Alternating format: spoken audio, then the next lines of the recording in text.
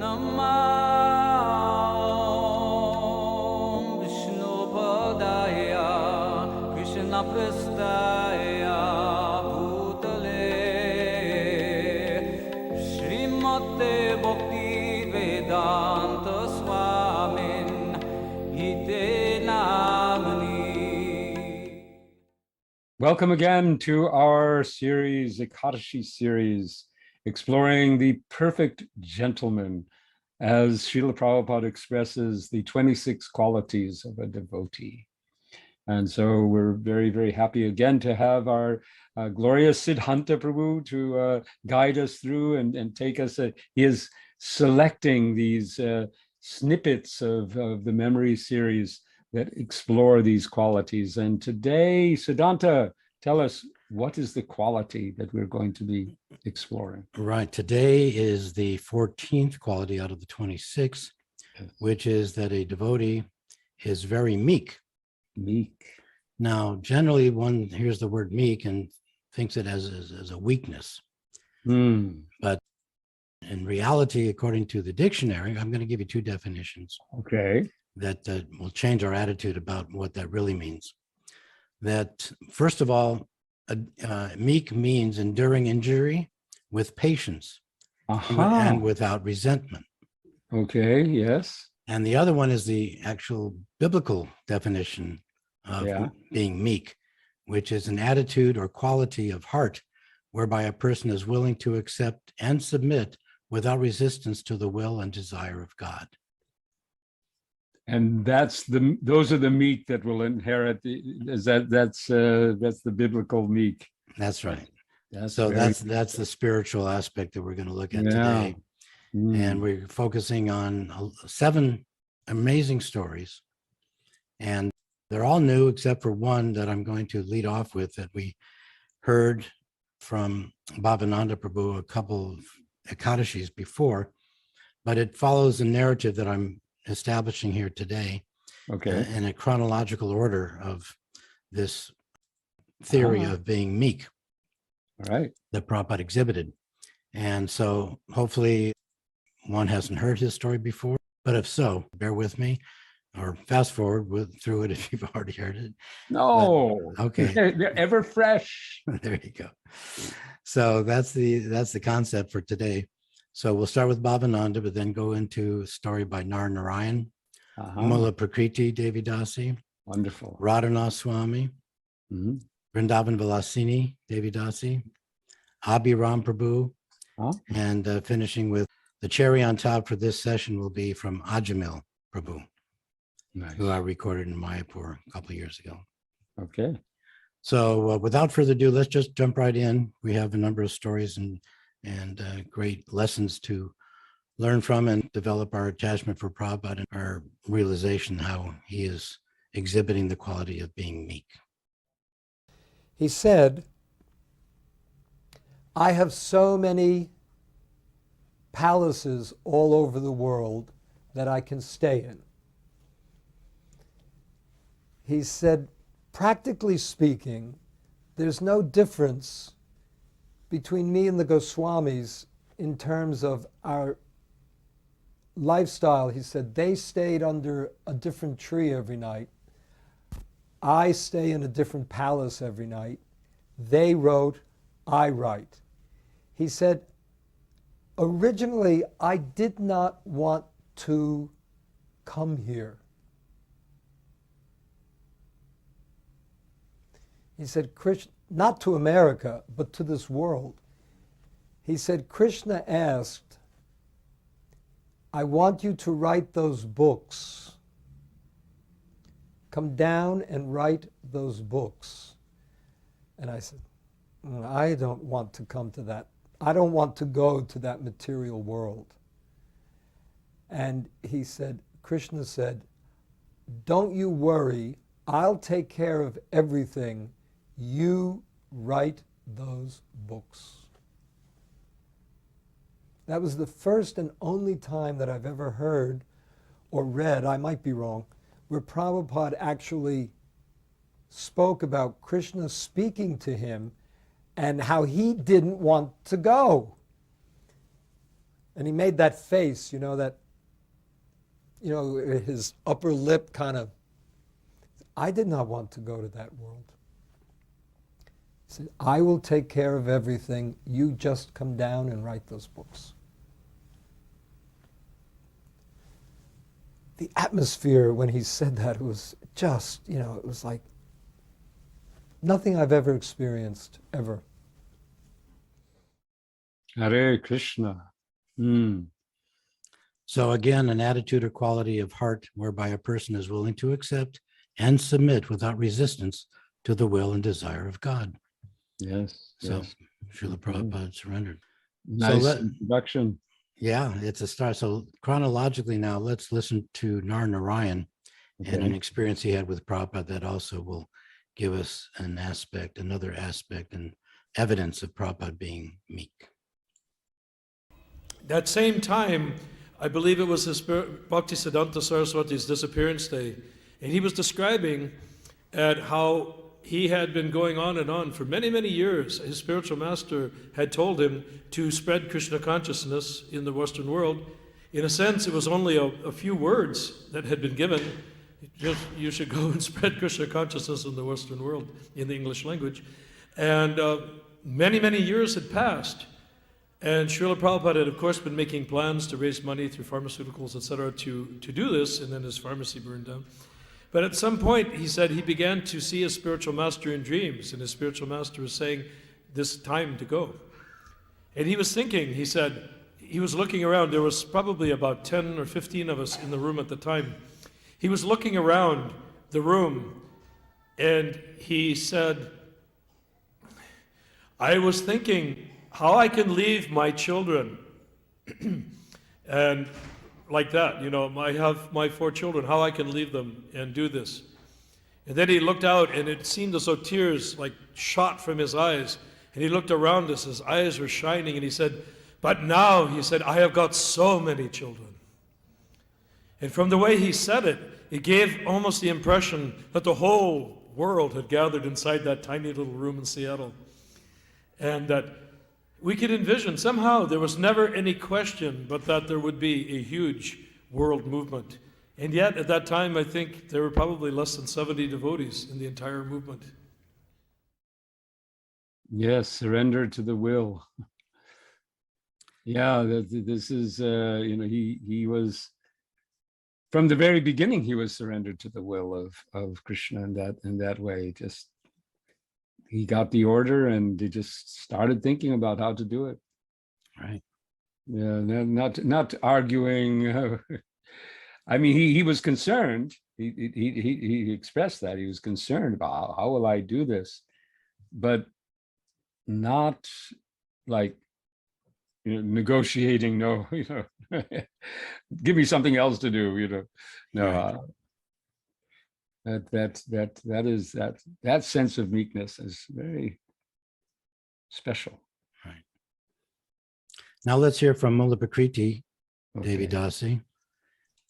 This is one that is a unique story that she has also written in her book that she wrote when she interviewed a lot of Prabhupada's godbrothers and associates in India before he came to the West.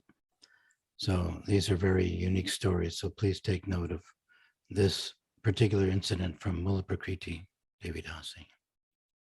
I was in Mayapur, and one day this gentleman, this old Vaishnava, I don't know that he must have been a Gaudiya Vaishnava. Anyway, he came to the Pujari room. He was looking for someone to talk to, and he was holding this Back to Godhead magazine.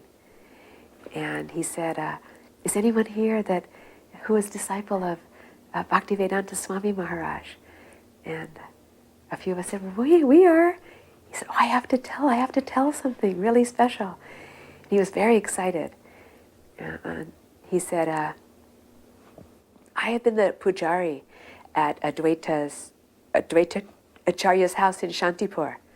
You know that beautiful house where it's like a temple there now. He said, and for many years I served there in very humble capacity of doing the artiks and taking a little bit care of guests. And he said that many, many, many years ago when I was young, I used to notice that there was this one Grihasta gentleman that would come, and he would sit in the back of the hall, and in a very sober and quiet way, he had his japa beads, and he would chant japa, and I would notice that he would weep, that he would be weeping, very much weeping.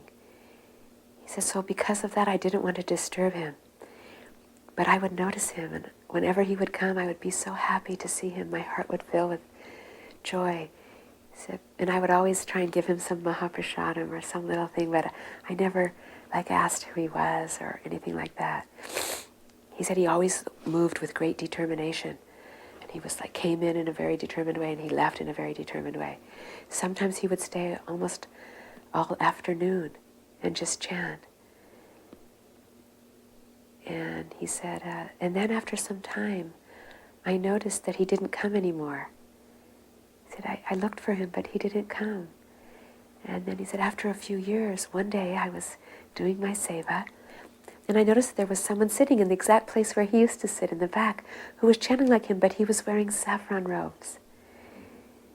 And he said, I looked quite closely, and I recognized that it was my old friend, the man that I had always watched.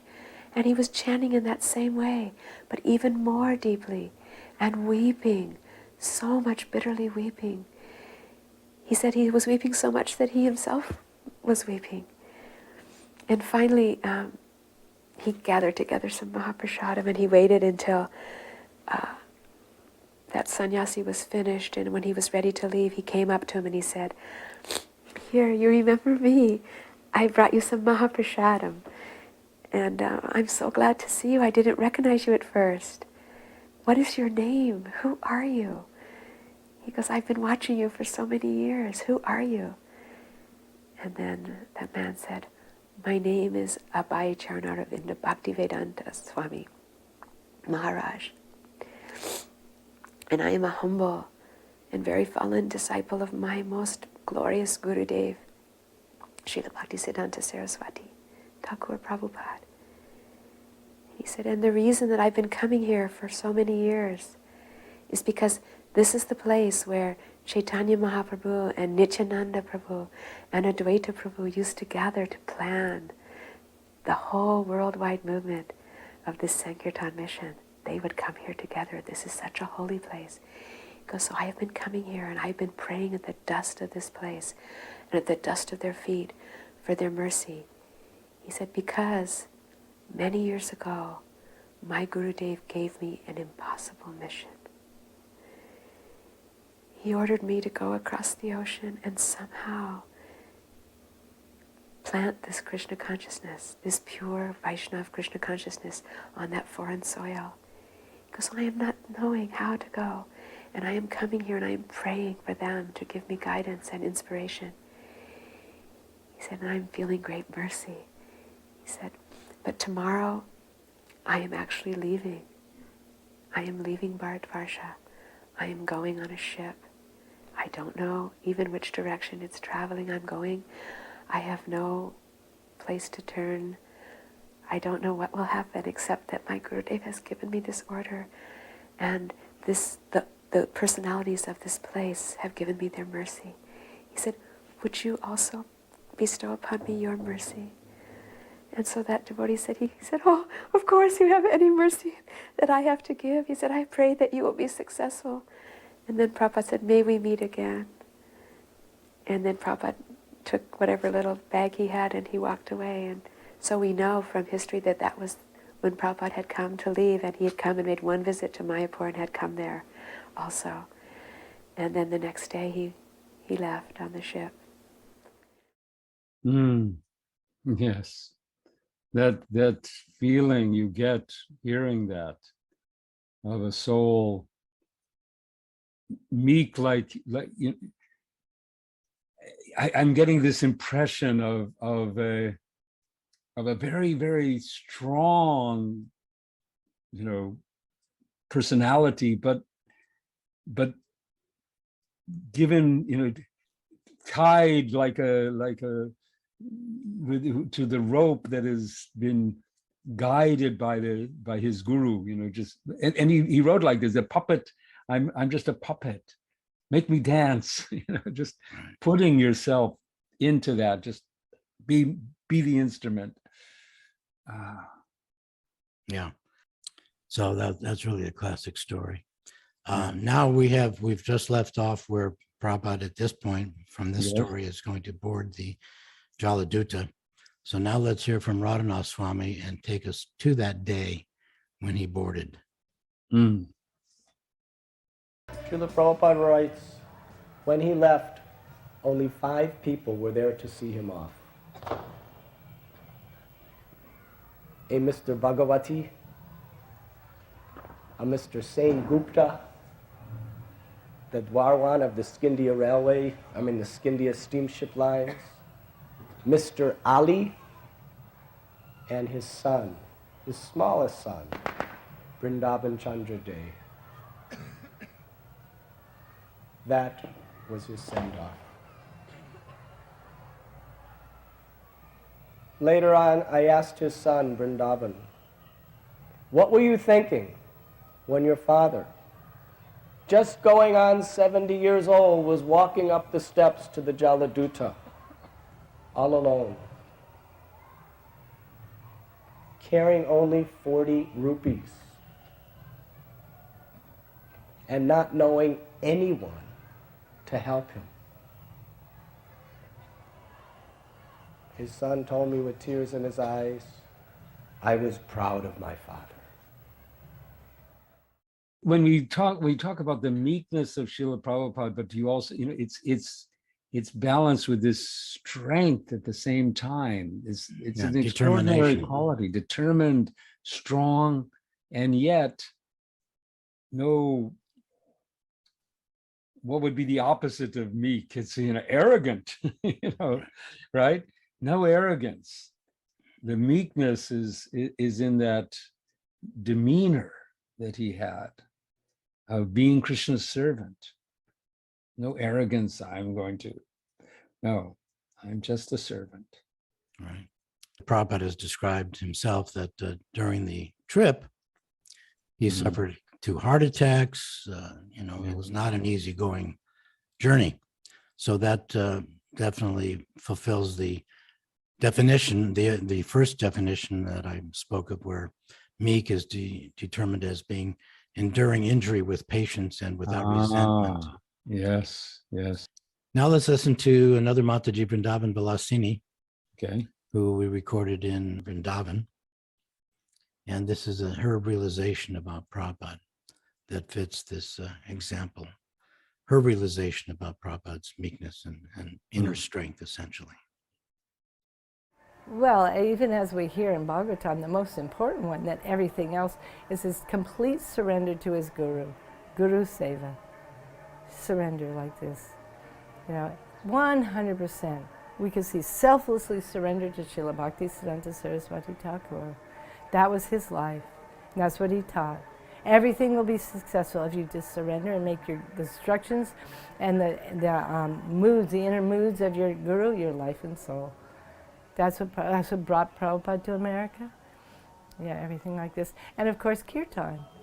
He just had some in the holy name, isn't it? He was under the tree in Tamkaskrut, just no fancy tune, nothing, just Hare Krishna, and the whole world came dancing, isn't it? So he had that faith in Sri Guru and Harinam, like this,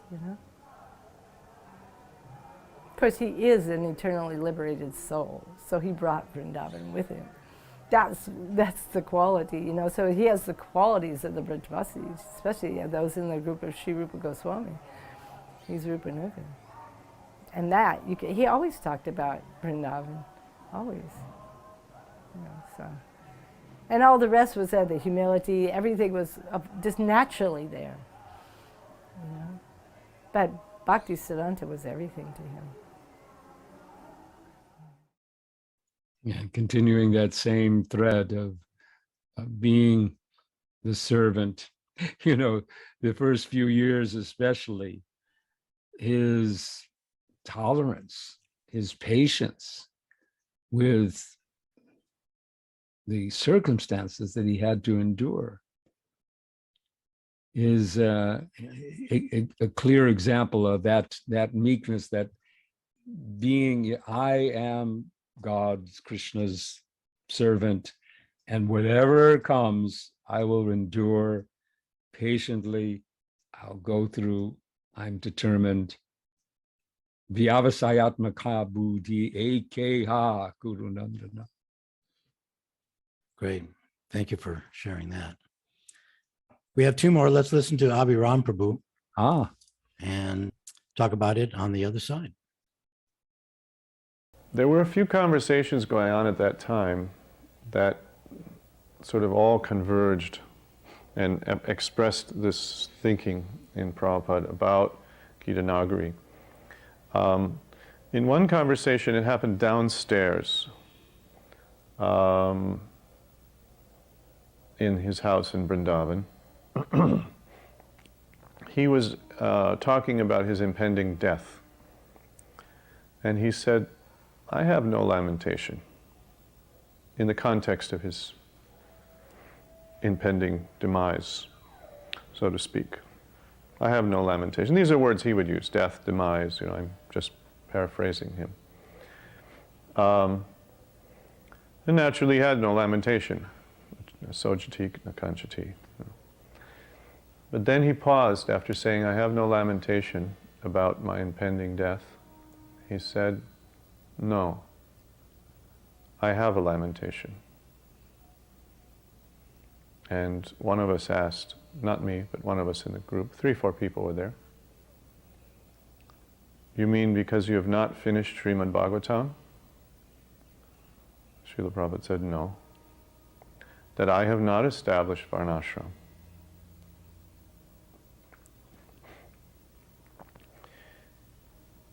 He said, 50% of my work is incomplete because I have not established Varnashram.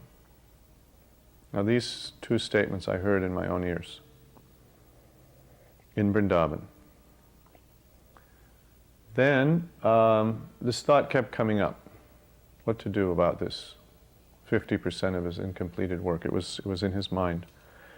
So he said on the roof on another conversation that I want to establish Varnashram. And I believe I asked him, how will you do that? It may have been Tamal Krishna, it may have been someone else, but it represented what we were all thinking. So I had the impression that I asked him. That may not be hagiographically perfect, but I was certainly in that questioning mood as well. How will you do it? We asked him. And he said, I will go to Gita Nagari, I will sit down, and I will teach you how to live off the land. As simple as that. The meekness here is in the principle of being the servant and having no other business to do but to fulfill the mission of Krishna. Right. Willing to accept and submit without resistance the will and desire of God. Yeah. So that was obviously Krishna's desire that we become self-sufficient, not only just preach, but how to live in this material world in a manner that is accordance with the scriptures. So you're bringing out that his view of our life and the way we should live is the life, and this now you're tying it up to the Christian meekness. The meek shall inherit the earth. Right. So, well, it's also similar. There have been several instances, several anecdotes from the memory series where devotees were in the room with Prabhupada, where he's amazed at he's reading his own book. Somebody would say, why are you reading? Well, I did not write this. Krishna wrote it. Yes. So having that communication with Krishna, obviously Krishna gave the direction. I'm speculating, but there's no other reason that Prabhupada would have that desire, that 50% of his work was incomplete. So where's he getting that from? From Krishna, as saying, look, this needs to be fulfilled. And so he was lamenting that that hadn't been accomplished yet. We also need to learn that meekness, perhaps, to fully accept the desires of our founder Acharya in everything that we're doing. The last one is going to be Ajamil Prabhu. Ajamil, okay. And he is presenting with great realizations from a particular class that he was in with Prabhupada there in Mayapur. So let's listen to Ajamil Prabhu. So one time in Mayapur, Srila Prabhupada was giving a class shortly after the opening of the Mayapur Chandradoya Mandir. And I remember this class very specifically. And this really exemplifies Srila Prabhupada's absolutely sublime character and his humility. This was a very successful moment in his preaching achievement. He had gone to the West, he'd come back, he had built the Mayapur Chandradoya Mandir, and it was the opening ceremony. And he was clearly emotional. And the amazing thing that he said, that I remember very clearly, he said, I'm unfit to be your leader. And I couldn't understand. When I was hearing that then, it didn't register with me but after reflection upon his words, after all these years, I can realize that out of genuine humility, he actually meant it. He would say, I'm unfit to be your leader. He said, Lord Chaitanya has planted you all over the world.